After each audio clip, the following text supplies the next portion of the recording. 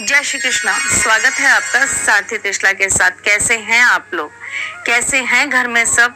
जरूर बताइएगा। आज मैं आपको दुर्भाग्य को भाग्य में कैसे बदला जाए, कैसे अपने जीवन के रुके हुए कार्यों को पूरा किया जाए, क्यों हमारे साथ बार बार अड़चनें आके खड़ी हो जाती हैं, क्यों कोई काम हमारा सरलता से पूर्ण नहीं हो पाता, क्यों ऐसा होता है कि हम जो सोचते हैं उसके विपरीत हमें फल मिलता है, क्यों ऐसा होता है कि हम जब भी खुश होने की कोशिश करते हैं दुख हमें आकर घेर लेता है, जब भी हम किसी चीज की प्लानिंग करते हैं तब हमारे जीवन के अंदर और अड़चने और मुसीबतें आकर हमारी हर चीज को विफल कर देती हैं।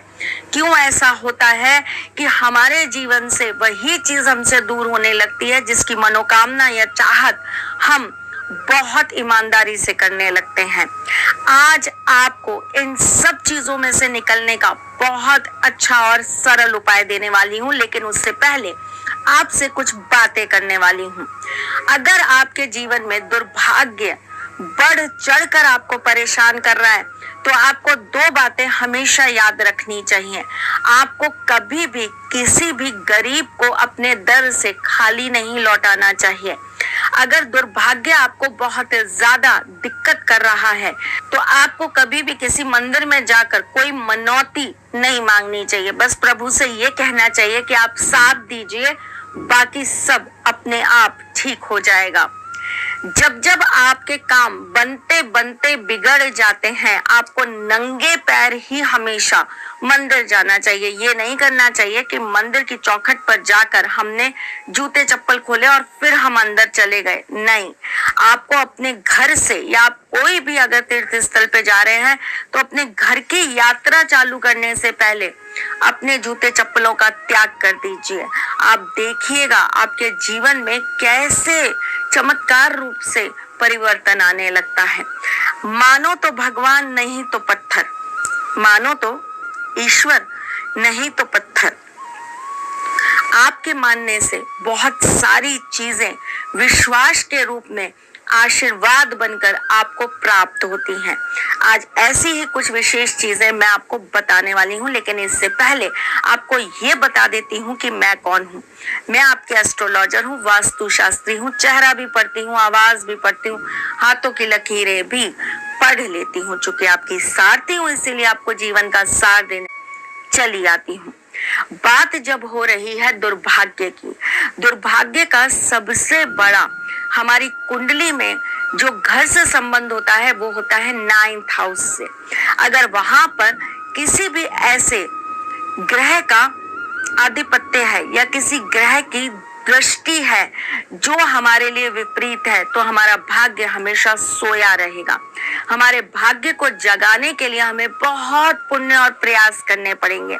हमारे भाग्य से हमें बहुत लड़ाई करके चीजों को प्राप्त करना पड़ेगा, लेकिन फिर भी ईश्वर ने हमें कुछ सरल रास्ते दिए हैं अपने दुर्भाग्य को भाग्य में बदलने के लिए।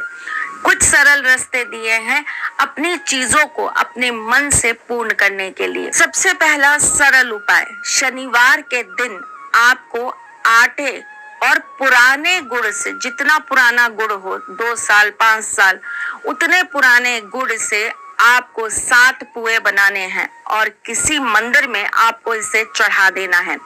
ये पुए आप सरसों के तेल में तलेंगे और उसके बाद आप मंदिर में चढ़ाएंगे। दूसरा सरल उपाय, आपको अपने सिर पर से 31 बार दूध को वार कर काले कुत्ते को पिला देना है। ये कार्य आपको शनिवार करना है। और कितने शनिवार करना है? 7 शनिवार करना है। जब आप ये कार्य करने जाएंगे तब आपको खुद इस बात का एहसास होगा कि कुछ तो है जो मेरे सर से हट रहा है, वो भारीपन मेरे अंदर से कहीं ना कहीं कम हो रहा है, कुछ तो है जो मुझे बहुत अंदर से शांति दे रहा है। करके देखिएगा, है तो सरल सा लेकिन बहुत चमत्कारी उपाय है। बनते बनते अगर आपके कार्य रुक रहे हैं तो 31 बार अपने सर से एक रोटी वार कर काले कुत्ते को शनिवार को खिलाना चालू कर दीजिए। अगर आपके घर में हमेशा स्थितियां बहुत बुरी बनी रहती हैं और आप कितना भी प्रयास कर लें आपके जीवन से दुर्भाग्य नहीं जा रहा है, तो 4 शनिवार आपको ये कार्य करना है।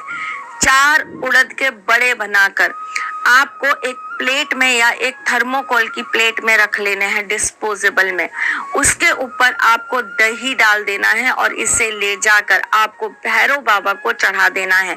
ये कार्य भी आपको शनिवार को ही करना है। दुर्भाग्य को सौभाग्य में बदलने का इससे सरल उपाय नहीं हो सकता। थोड़ा सा प्रयास करेंगे, थोड़ा सा विश्वास दिखाएंगे, थोड़ा सा ईश्वर का हाथ पकड़ने की कोशिश करेंगे, धर्म के रास्ते पे चलेंगे, पुण्य को पकड़ेंगे, तो आपका दुर्भाग्य जरूर सौभाग्य में बदल जाएगा। आपके जीवन के सारे कष्ट जरूर खत्म हो जाएंगे। लाखों करोड़ों लोगों की जिंदगी बनी है तो आपकी भी जरूर बनेगी। चलिए जी, चलती हूँ, फिर आती हूँ कुछ नया, कुछ अलग, कुछ अद्भुत लेकर। तब तक के लिए मुस्कुराते रहिए।